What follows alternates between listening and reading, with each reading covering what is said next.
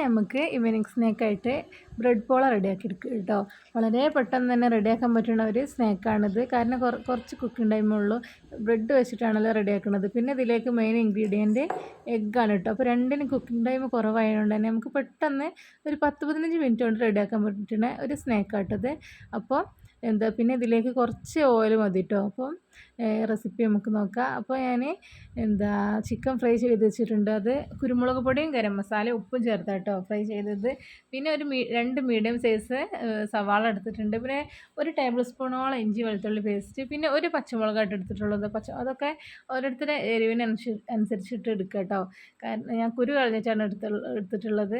അപ്പോൾ പിന്നെ വേണ്ടത് ഒരു 13 ബ്രെഡാണ് ഞാൻ എടുത്തിട്ടുള്ളത്. അപ്പോൾ ഓരോരുത്തരെ ക്വാണ്ടിറ്റിക്ക് അനുസരിച്ച് പിന്നെ അളവ് കുറക്കുകയും കൂട്ടുകയൊക്കെ ചെയ്യാം കേട്ടോ.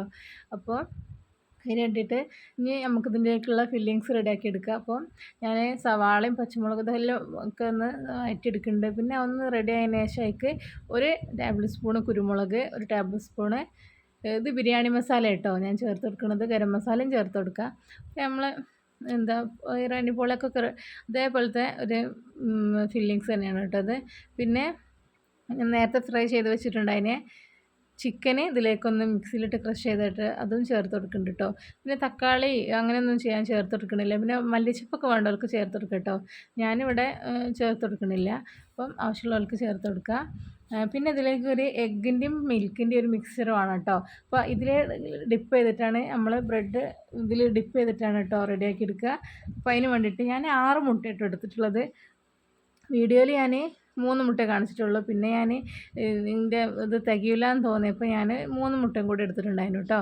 പിന്നെ ഒരു ഗ്ലാസ് ഫുള്ളും പാൽ ഞാൻ ഒഴിച്ച് കൊടുത്തിട്ടുണ്ട്. പിന്നെ കുരുമുളക് പൊടിയും ഉപ്പും പഞ്ചസാര ഇതിലേക്ക് ചേർത്ത് കൊടുത്തിട്ടുണ്ട്.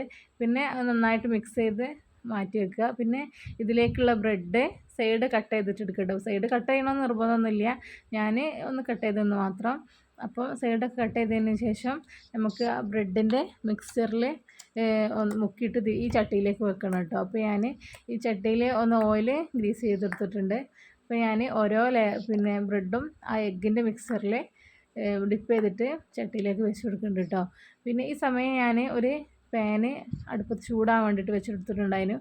അപ്പം ആ പാനിൽ ഈ പാൻ വെച്ചിട്ടാണ് റെഡിയാക്കി കൊടുക്കുന്നത്. പിന്നെ ഇതിൻ്റെ സൈഡുകളൊക്കെ നമ്മൾ ഇങ്ങനെ കട്ട് ചെയ്ത പിന്നെ ബ്രെഡിൻ്റെ സൈഡ് ഭാഗം ഉണ്ടല്ലോ, അത് ഞാൻ കളഞ്ഞിട്ടില്ല.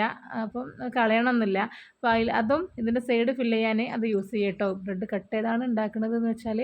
പിന്നെ അത് പിന്നെ ഒക്കെ വെച്ചതിന് ശേഷം ഞാൻ ഒന്ന് മൂടി വെച്ചിട്ട് 2-3 മിനിറ്റ് വേവിച്ചിട്ടുണ്ടായിരുന്നു.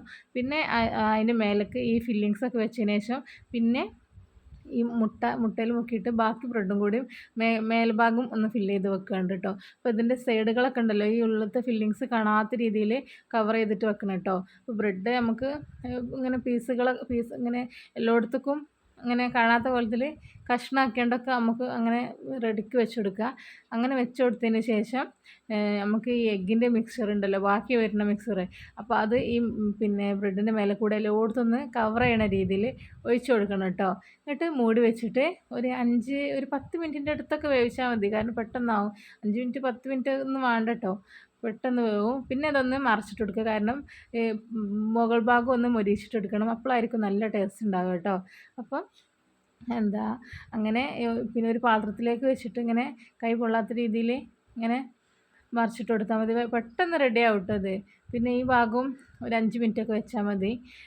ലോ ഫ്ലെയിമിൽ കുക്ക് ചെയ്തെടുക്കണം കേട്ടോ. ഫ്ലെയിം മീഡിയത്തിലൊക്കെ ആക്കിയാൽ പെട്ടെന്ന് കരിഞ്ഞു പോവും.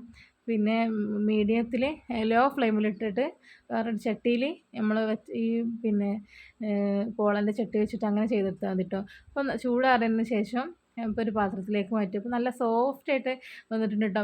കുട്ടികൾക്കൊക്കെ ഒരുപാട് ഇഷ്ടപ്പെടും. അധികം എരിവും നമുക്ക് കുറേ മസാലകളൊന്നും ചേർക്കാത്തതാണല്ലോ, അപ്പോൾ കുട്ടികൾക്കൊക്കെ ഇഷ്ടപ്പെടും. അപ്പോൾ വീഡിയോ ഇഷ്ടപ്പെട്ടാൽ ലൈക്കും ഷെയറും സബ്സ്ക്രൈബും ചെയ്യുക. അപ്പോൾ thanks for watching. Bye bye.